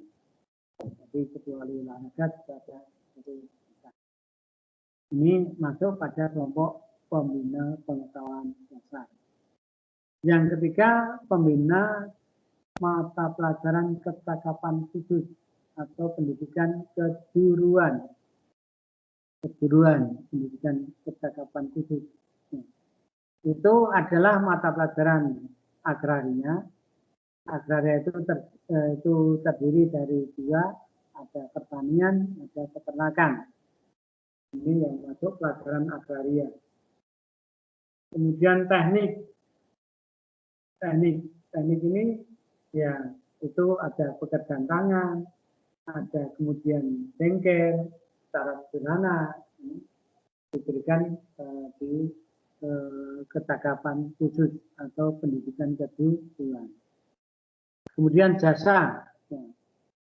Jasa ini terdiri dari koperasi dan tabungan. Dulu itu tiap anak diwajibkan untuk menabung yang namanya tabanan. Tabungan Pembangunan Nasional. Sekarang sudah ada. Nah, kalau sekarang anak menabung mungkin ya gurunya itu yang menampung. Nah, ada yang mungkin juga disimpan di bank, ada mungkin yang juga disimpan di gurunya sendiri. Ya. Tapi kalau dulu itu ada yang namanya tabungan Pembangunan Nasional untuk baik itu anak-anak secara didik maupun guru. Itu dulu diwajibkan. Dan kurikulum 75 dari 68 ke 75. Dasarnya adalah KAP MPR RI nomor 4 tahun 73. Nah, kalau tadi yang 68 itu masih MPRS baru sementara, ini sudah MPR RI, jadi tidak ada S-nya, sudah tetap. Karena apa? Karena waktu itu untuk 68 itu kan belum ada pemilu, jadi masih situasinya transisi antara peristiwa 65 ya G32 PKI. Kemudian baru ada pemilu tahun 72. Maka di situ kemudian wakil-wakil rakyat sudah resmi ya menjadi MPR. Setelah menjadi MPR baru kemudian menetapkan ini kurikulum tahun 75. Jadi 2 tahun berikutnya setelah pemilu MPR menetapkan kurikulum yang disebut kurikulum tahun 1975. Kemudian di sana ada 3 program pendidikan di kurikulum 75. Yang pertama adalah program pendidikan umum. Nah, program ini wajib diikuti oleh semua siswa. Mengapa? Ya, agar pemerintah punya target siswa-siswa kita setelah itu punya atau menjadi warga negara yang baik.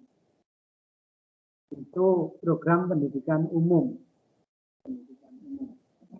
Kemudian yang kedua adalah program pendidikan akademis. Nah, pendidikan akademis ini dikaitkan nanti untuk melanjutkan ke jenjang pendidikan yang lebih tinggi, ke tingkat SMP.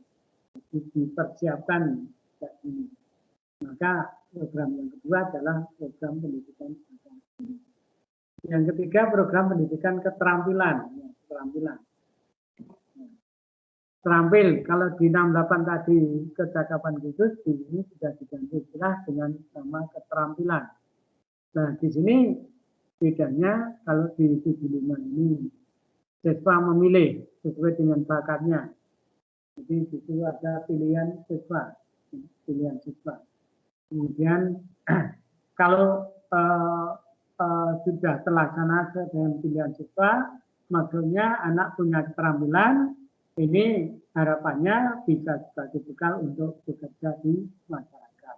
Kalau anak itu tidak bisa melanjutkan sekolah atau tidak bisa melanjutkan pendidikannya, ini punya bekal melalui keterampilan khusus untuk bekerja di masa. Kemudian yang ketujuh, kurikulum 84 sampai 2004. Nah, ini dasarnya adalah GBHN 1983 dengan mengacu pada pidana, tapi ada kognitif, afektif, dan psikomotor. GBHN, apa itu GBHN? Halo? Garis besar haluan negara, Bapak. Ya, garis-garis besar haluan negara. Nah, itu dulu ditetapkan oleh MPR. Nah, sekarang ada tidak itu? Sekarang ada tidak? Nggak ada. Nggak ada Pak kayaknya Pak. Nggak ada. Nggak ada. Ada. Kalau bisa tentu diganti. Kira-kira diganti apa istilahnya sekarang? Sekarang yang dulunya pelajaran PMP itu Pak, sekarang kan PPKN. Ya. Nah, sekarang ini untuk GBHN dulu ada, sekarang tidak ada. Nah, sekarang diganti apa itu oleh pemerintah?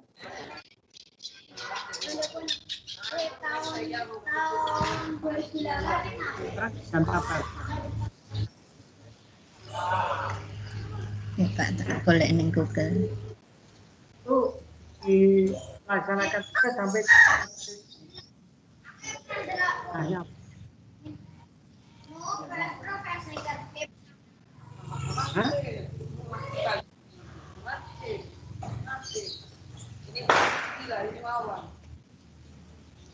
istilahnya sekarang apa untuk GBHN? Garis-garis besar haluan negara. Itu adalah penyelenggara negara untuk melaksanakan pemerintahan. GBHN. Nah, sekarang kalau tidak ada diganti apa? Sekarang memang istilah GBHN tidak ada. Ada yang ingat? Ada yang tahu?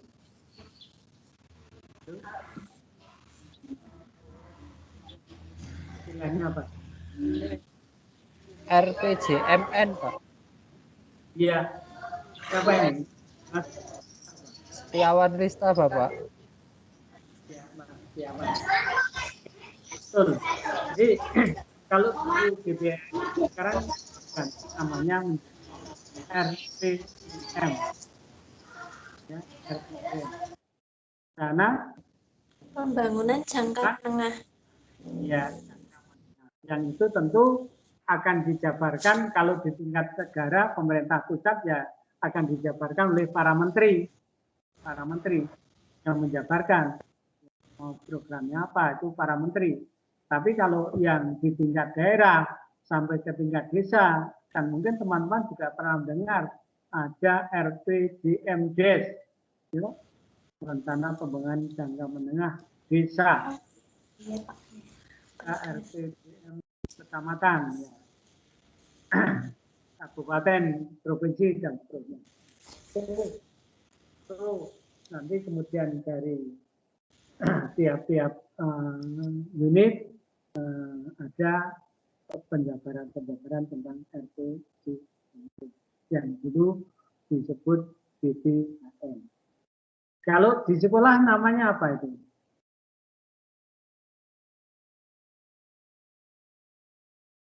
Yang di sekolah namanya apa?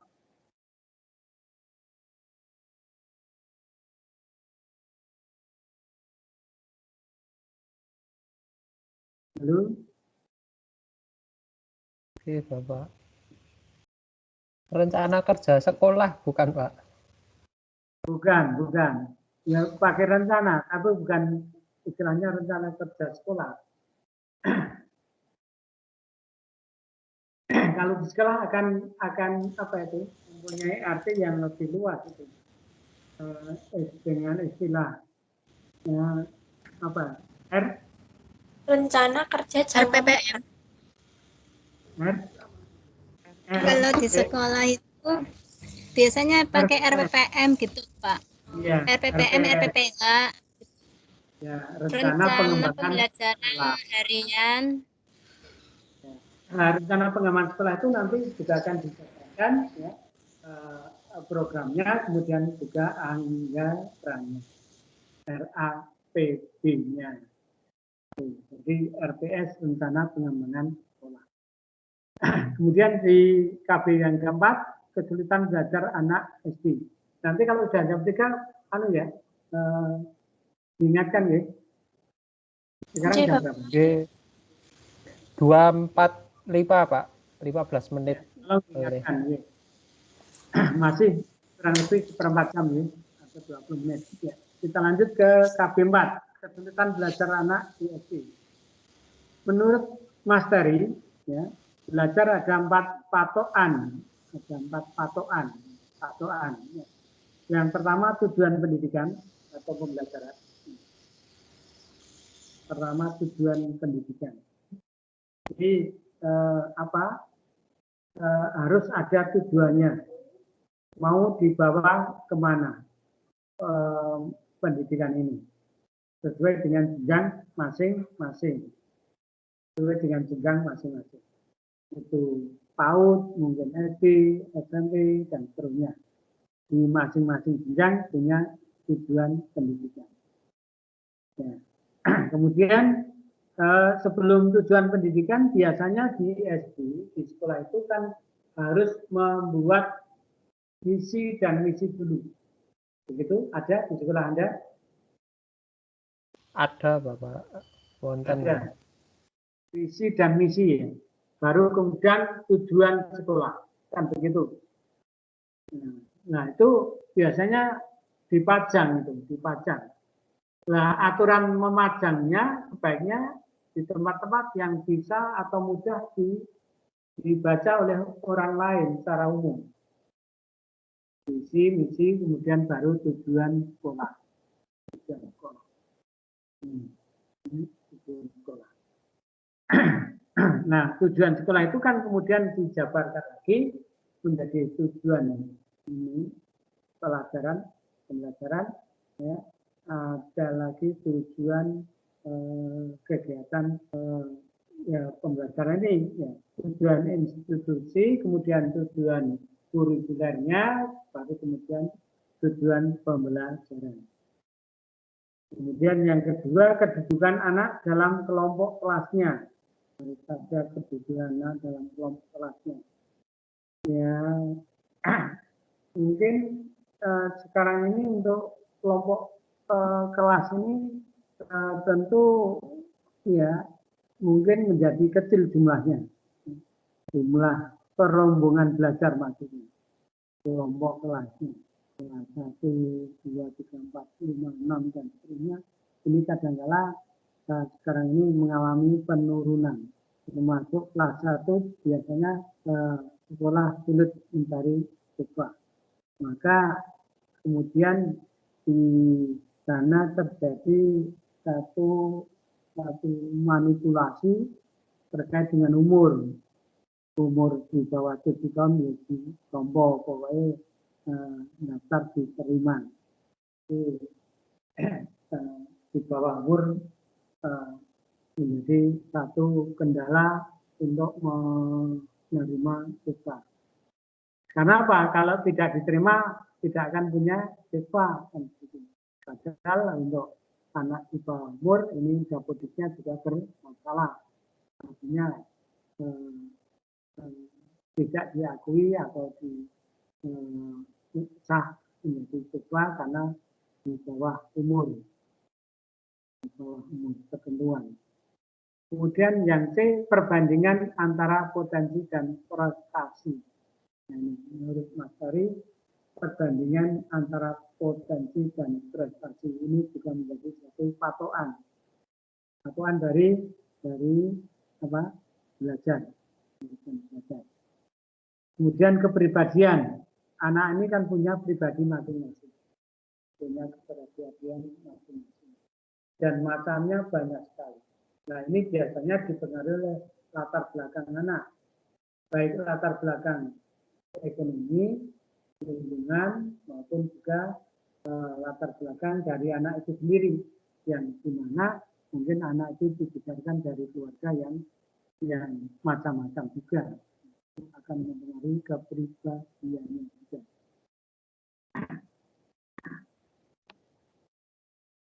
Kemudian indikator anak, ya, anak juga mengalami kesulitan belajar. Anak yang mengalami kesulitan belajar. Ini tidak ada indikator anak yang mengalami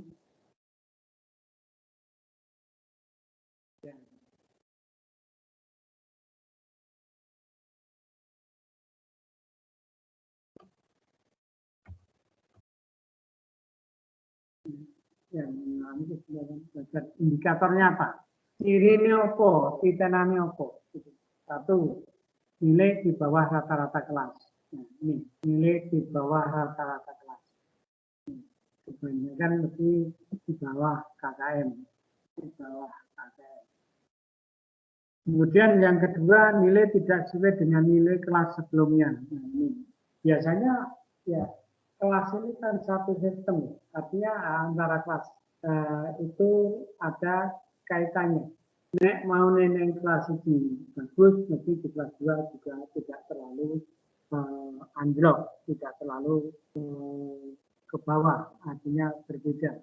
Nah, jadi ini kalau ada anak yang di kelas 1 baik, misalnya di kelas 2 kemudian tidak baik, nah ini satu indikator mengalami kesulitan belajar. Yang ketiga, nilai tidak sesuai dengan potensi yang dimilikinya. Anak itu punya potensi baik, bagus, tetapi nilainya rendah. Nah, ini kan tidak sesuai. Apa penyebabnya? Nah, tentu kesulitan belajar. Nah, ini tugas guru untuk mencari. Tugas guru untuk mencari kesulitan apa anak ini dengan berbagai cara. Dengan berbagai cara. Kemudian lambat dalam mengerjakan tugas. Kancane rampung, kancane wis minta nilai, masih belum selesai. Lambat dalam mengerjakan tugas. Berarti dia mengalami kesulitan belajar. Ini terjadi pada anak-anak kita. Yang kelima, menunjukkan sikap kurang wajar. Aneh-aneh. Ini. Mengapa dia aneh-aneh? Biasanya itu hanya untuk kompensasi dengan kesulitan belajarnya. Hanya untuk kompensasi. Mencari perhatian lain. Ya. Ini sehingga anak bersikap kurang wajar. Tidak seperti biasanya. Nah, kemudian yang keenam, menunjukkan tingkah laku yang berkelainan. Nah, itu tadi sudah saya sampaikan. Sikap kurang wajar ini kan tingkah laku berkelainan ini. Kemudian yang ketujuh, menunjukkan gejala emosional yang kurang wajar. Emosionalnya tinggi. Jadi tinggi emosionalnya. Ini tentu dikarenakan anak itu ada kesulitan belajar. Nah, antisipasi guru harus cermat, Maka sebaiknya ya, di dalam konselingnya, bimbingannya, karena di SD ini tidak ada guru BP, sekaligus guru BP-nya adalah guru kelas. Sebaiknya guru kelas harus punya catatan, punya inventarisasi anak terkait dengan sikap dan perilakunya untuk setiap anak. Untuk setiap anaknya bisa dibagi-bagi bahan untuk program bimbingan penyuluhannya. Program bimbingan dan penyuluhan. Nah, itu indikator anak yang mengalami kesulitan belajar. Silakan dicermati dan nanti besok di sekolah diterapkan, dilihat apakah benar indikator-indikator itu pada anak yang mengalami kesulitan belajar.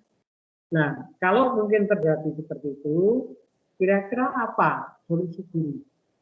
Dari masing-masing anak kasusnya mungkin berbeda. Ini kesulitan belajar karena masalah ini. Anak B mungkin kesulitan belajar masalah yang lain. Nah, kira-kira apa itu yang harus disikapi oleh guru? Atau guru harus bagaimana tindak lanjutnya? Coba silakan berkata.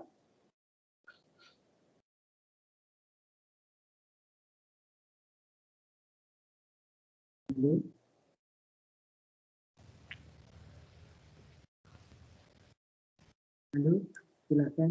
Iya, Pak. Iya, Pak. Kira-kira kalau guru menemui anak yang kesulitan belajar, yang masing-masing berbeda, apa yang harus dilakukan? Atau bagaimana sikap guru yang harus dilakukan? Esti Putri Utami, Pak. Nah, silakan, ya. Melakukan pendekatan terlebih dahulu, Bapak. Jadi melakukan pendekatan terhadap anaknya, kita tanyai apa kesulitannya.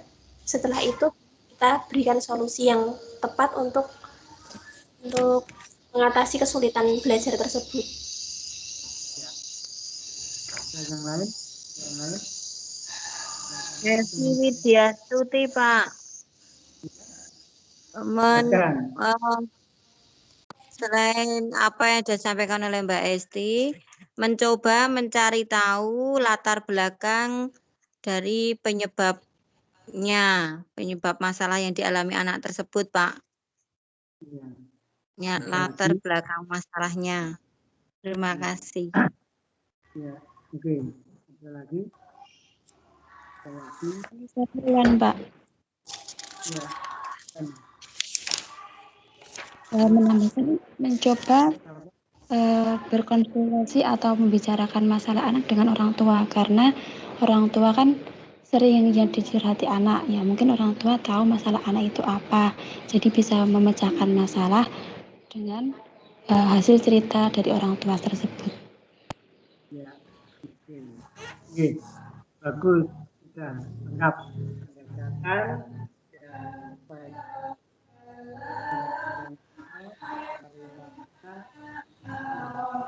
Ya, ketika guru tahu masalahnya, baru bisa untuk mengatasi. Dan begitu. Jadi memang benar harus ada pendekatan baik kepada orang tua termasuk anaknya sendiri dan kemudian juga mencari solusi. Nah, sisanya setelah itu mungkin akan lebih baik ketika di-cross dengan orang tuanya sehingga masalahnya tahu persis. Oh, misalnya ternyata anak ini kalau pagi sudah ditinggal orang tuanya kerja, luput sebelum sekolah. Mungkin pulangnya malam orang tuanya, sehingga tidak pernah ketemu dengan anak. Pergi anak belum bangun, pulang anak itu masih sudah tidur, sehingga tidak tahu bagaimana masalah anak atau kesulitan anak. Bagus, ya. Yang itu. Ya. Kemudian pendapat dari Abin Samsudin. Ya, faktor-faktor yang melatar belakangi kesulitan belajar. Faktor apa yang melatar belakangi? Yang pertama adalah faktor stimulus. Faktor stimulus. Rangsangan. Faktor stimulus atau rangsangan. Nah, apa yang harus dirancang?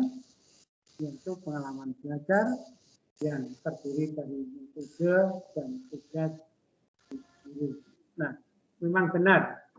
Metode itu sangat menentukan keberhasilan pendidikan atau keberhasilan kegiatan belajar dan mengajar. Ini metode sangat menentukan. Maka waktu itu kami sudah menanyakan atau mungkin di kelas yang lain saya banyak, metode yang paling baik itu metode apa? Metode yang paling baik metode apa?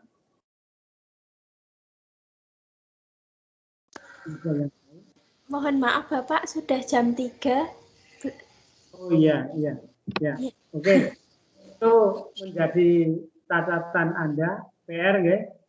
Silakan direnungkan di rumah nanti setelah tutorial ya. Ini, mengapa metode sangat penting dan mempengaruhi pembelajaran anak atau pembelajaran anak, dan saya tanyakan metode apa yang paling baik, kemudian alasannya apa dari pilihan jantung.